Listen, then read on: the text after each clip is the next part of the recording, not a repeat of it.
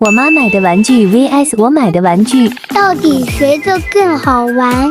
我妈买的泡泡胶，小时候的梦想就是买很多盒泡泡胶，吹一个超大的泡泡，味道老好闻了，多吸2口就可以成功躺板板啦。我买的泡泡胶，有些玩具小朋友玩太幼稚，但对于300个月的宝宝刚刚好。打开正的奏折，看说明书的意思，这玩意儿先这样，再这样，最后这样，就可以得到一个完美的泡泡球了，还怪有趣的。芝麻开锅，恭喜娘娘，皇上生的是5胞胎。拿出配件开始女娲造鱼。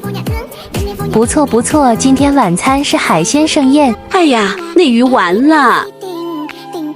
我妈买的车，可能我还太年轻了。这个铁皮小坦克，我小时候没玩过，这车速可以啊！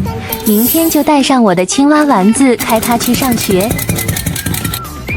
我买的车，没想到我年纪轻轻就全款买下了高科技分子聚合车，俗称塑料玩具车。当你以为它们就是普通的玩具车，那么恭喜你被骗了，其实它是一只马。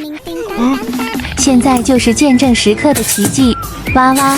我是土狗，这操作真颠覆了我端正的五官。这个我可以玩一天。Nice。我妈买的拼图，玩过这个的，2胎都幼儿园毕业了吧？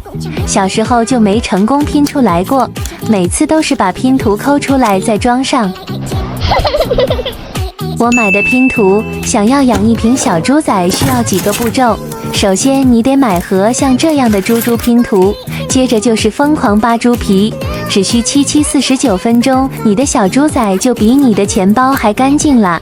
然后把它们依次装进瓶子里。我看这宿舍也太小了吧，看把我的猪仔们都挤瘦了。拼好了，满满一整瓶五花肉也太有食欲了。